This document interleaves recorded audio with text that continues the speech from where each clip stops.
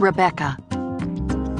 "His hair's getting really red," Joanne Shanahan told Rebecca at Dyer Pond, leaning over in her beach chair to inspect the boy's pate. "It's just the light," Rebecca answered quickly, adjusting Benny's sun hat. He was napping on a Marimekko blanket next to her. "No, it really looks red," Joanne said. "I never noticed it before." A former ballerina, Joanne was tall and athletic and had an irritating tendency to stand in fifth position. "It'll probably wind up brown," Rebecca said. "I was blonde at his age. I had the most gorgeous hair of my life when I was too young to capitalize on it. I had Bergdorf hair." Joanne nodded, but Rebecca worried that she would go on. It was a bad sign that Joanne had noticed Benny's hair because of all the mothers in the crowd, she had the least interest in other people's children.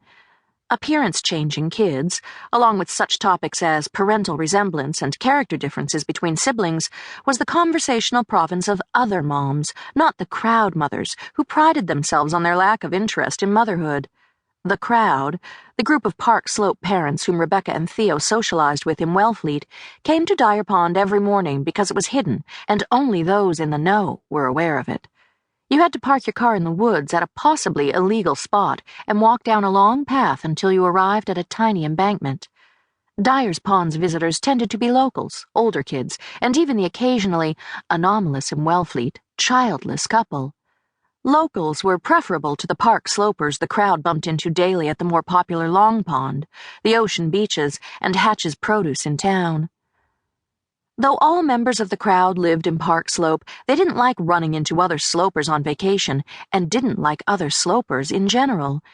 They had moved to Park Slope from the Upper West Side and the East Village with resignation for the children's benefit and mocked their parent neighbors as if they were cut from different cloth. The crowd vacationed in Wellfleet to get out of Park Slope, but also to be with one another, and they didn't like anyone else to get in the way of that.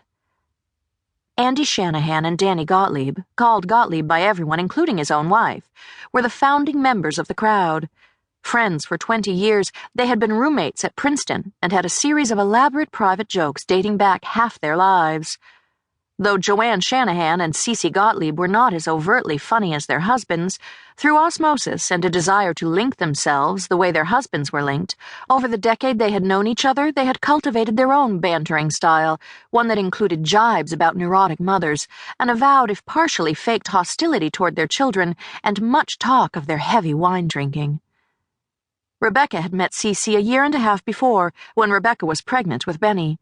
Cece was on the bench in front of Connecticut Muffin at the post-PS 321 drop-off.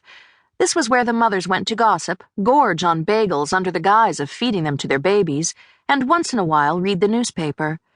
Cece's then-infant, Harry, was in her lap, and Rebecca overheard her tell a friend, "Now that the other one's in kindergarten and I only have Harry, it's like being on medication." Rebecca had smiled and caught Cece's eye. Another day, when Cece was without her friends, Rebecca noticed a man who disgustingly let his dog sit on one of the shop's outdoor benches. After the man left, Rebecca said to Cece, "Some people have no consideration," and they started to chat. The friendship came quickly and easily, and soon they began to socialize with the children. The Korean-American Cece had taken Gottlieb as her last name because her maiden name was Ho, and she had been ridiculed for it in high school. Only a last name like Ho could make Gottlieb seem an improvement. Cece was a stay-at-home mom, but more sarcastic than most, which was why Rebecca liked her. Cece joked about the junk food she fed her sons, called herself a housewife, and said things like, "You know you need to go back to work when you get introduced at parties as a witty Facebooker." After Cece told Rebecca that the Gottliebs went to Wellfleet every summer, Rebecca decided they would go too, and the two families had bonded. This was their second summer vacationing together, and though Theo and Rebecca were not quite full crowd members, she felt they were definitely on the advisory board. On this particular Tuesday in late August, Cece was taking a tennis lesson at Oliver's red clay courts on Route 6.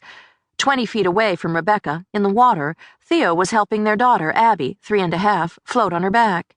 She had water wings on, but he was trying to get her confident in the water. Gottlieb's younger son, Harry, 2, was digging in the sand in front of Rebecca.